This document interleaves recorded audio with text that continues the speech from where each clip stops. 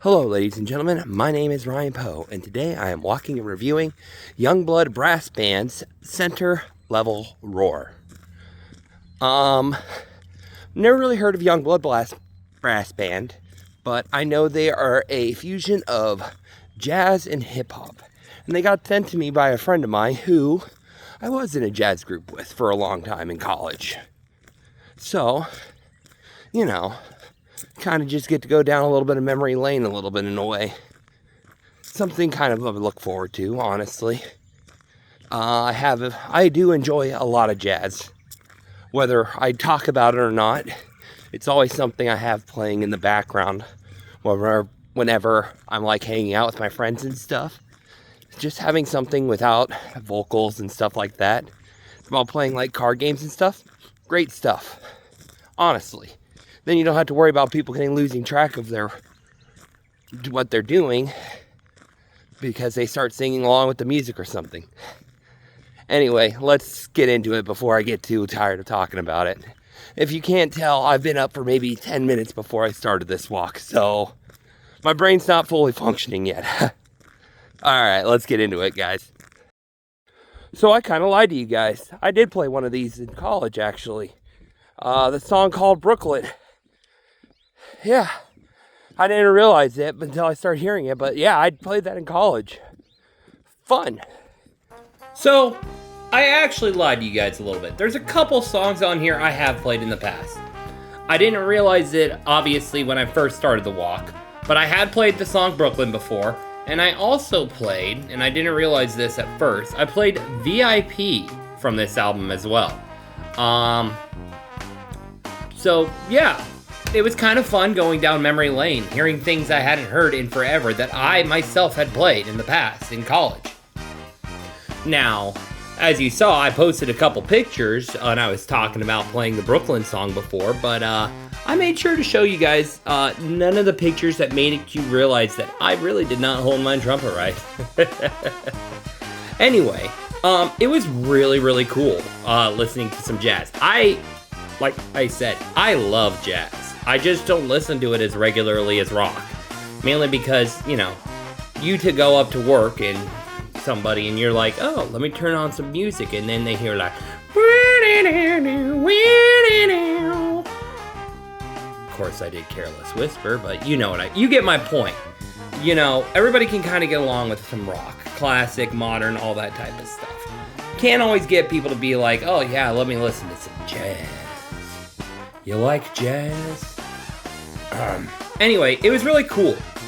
What I did find very interesting, though, was going back and listening to this and knowing that I've played these songs before, I did not realize that when we played them in college, how note for note we played the music on it.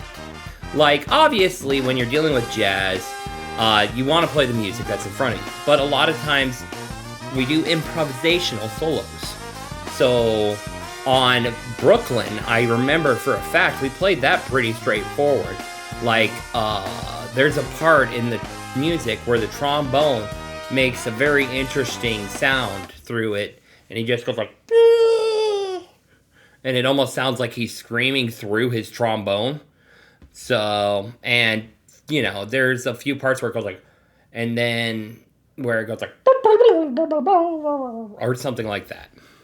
Where it's almost like he's making some sounds like to make it sound like he's almost singing along within the trombone itself. And then I know for a fact that we did the breakdown after the solos the same way, where you hear all the music going like,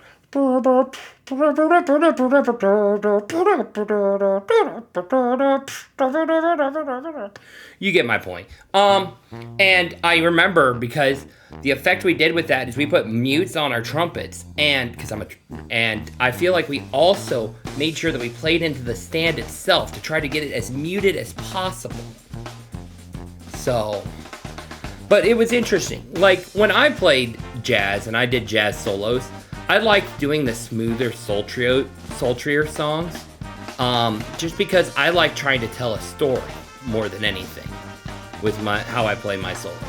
Like whenever I was playing, I'd make sure that I always had a beginning and a conclusion in how I like to play. Where with the solos on this, it's a little bit more upbeat, fanatical, just showing off how good you can be at doing some techniques with the instrument. I won't lie, I was a bad trumpet player. So I just like telling a story more than showing off how technically sound I was. But yeah, I enjoyed the entire album. In fact, the next song I enjoyed the most, other than the two I played before, was Camouflage. And it was a good song in its own right. I honestly enjoyed all the album. It was nice to go back to listen to some jazz. It was very interesting to hear some hip hop. And this album does do the whole thing that I talked about a few episodes ago, where it causes a different sound in each ear. So the song Culture Envy War, you at the beginning of it, you have one guy going Culture Envy, and then the other ear has going Culture War, like back and forth.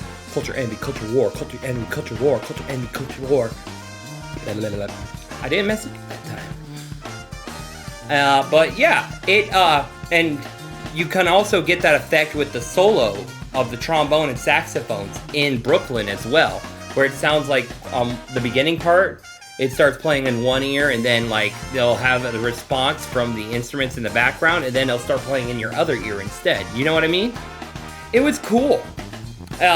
Again, if you are going to be listening to it with one earbud, you're going to miss out on that effect, so you need to make sure you listen to it with both earbuds, no matter what. So yeah, that's kind of what I thought about it.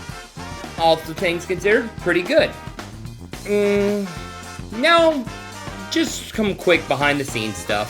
I did finally upload the Spotify playlist on my monthly review, where I put down some music that I listened to for the entire month. And I have the link for that in the description. And I'm going to start putting links for every album I listen to in the descriptions of that episode. That way it's a lot easier for people to get to. Might also throw the YouTube link, because I know you guys are using YouTube because you're watching me on it. Am I right? I think I'm right. So yeah, I think that's something I'm going to start adding to each description. That way you can hear the album easier yourself. Other than that, we've got only 3 albums left on the wheel. So we should be done. Let's see. This episode's going to be coming out on Tuesday. So I'll have 1 episode on Thursday. Saturday, it's exactly the middle of the month. Valentine's Day, too. So that's going to be the 2nd album by Taylor Swift. So we will finish this on the 16th. It'll be the 16th or the 18th that we'll finish making the music of this wheel.